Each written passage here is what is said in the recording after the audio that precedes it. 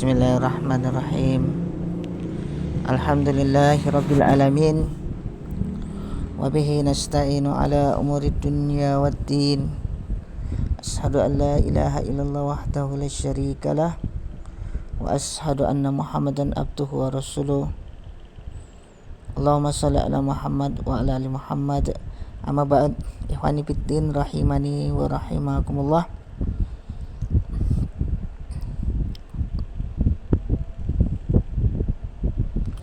Pada kesempatan kali ini kita bacakan kitab Minhajul Qasidin, yaitu di dalam bab tentang sholat, halaman ke-65, yaitu tentang faktor-faktor yang menjadi pendukung sholat itu banyak sekali. Di antaranya yaitu yang pertama, kesertaan hati dalam sholat.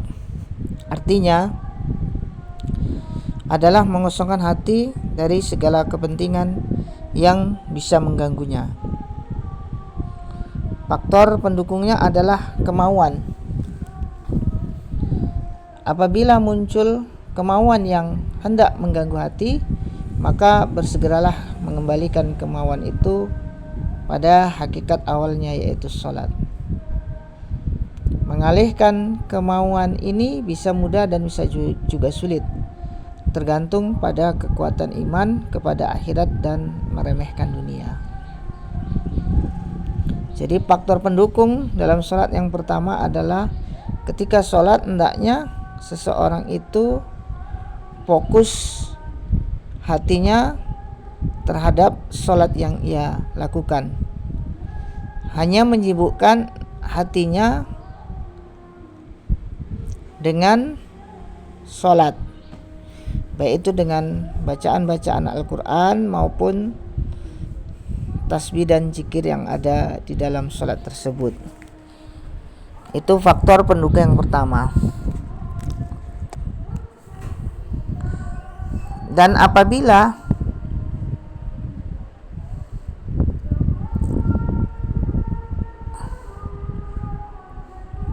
tujuan hati tiba-tiba menyimpang dari sholat, maka ketika teringat segera kembalikan konsentrasi kita kepada sholat.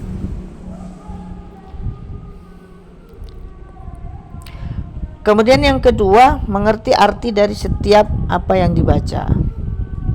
Jadi hendaknya setiap bacaan yang kita baca di dalam sholat itu kita pahami atau kita ketahui maknanya.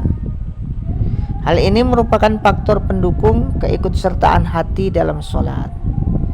Hati bisa ikut serta dalam setiap apa yang dibaca, namun tanpa arti. Untuk mengerti akan arti dari setiap bacaan, maka pikiran perlu konsentrasi, yaitu dengan menghilangkan gangguan-gangguan yang terlintas dalam pikiran.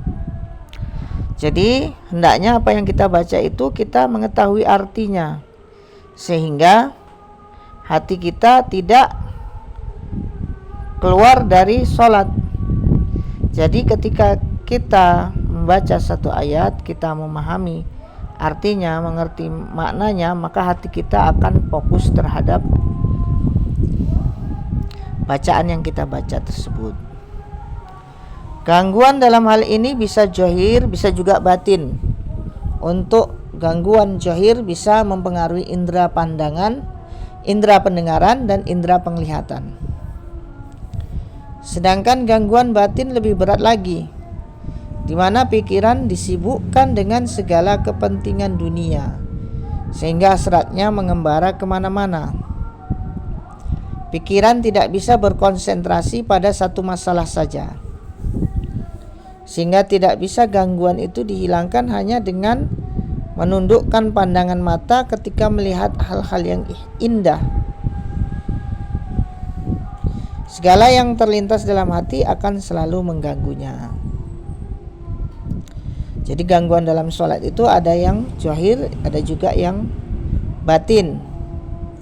Kalau yang zahir, dia hanya mempengaruhi pendengaran dan penglihatan. Sedangkan gangguan batin itu lebih berat lagi. Dan kebanyakan orang banyak yang tidak bisa menghindar dari gangguan batin ini. Bisa saja orang itu sholat tetapi hatinya, pikirannya di luar dari sholat. Bisa jadi hati dan pikirannya memikirkan perkara-perkara dunia.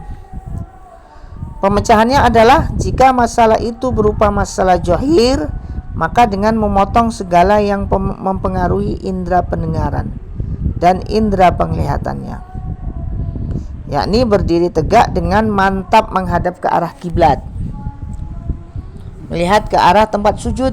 Jangan sholat di tempat di mana di tempat itu banyak terpasang gambar-gambar yang akibatnya bisa mengganggu panca inderanya. Nabi SAW pernah sholat di satu tempat di mana di situ terdapat gambar bendera. Lalu beliau mencabutnya sambil bersabda, "Itulah yang membuatku lalai dalam sholat."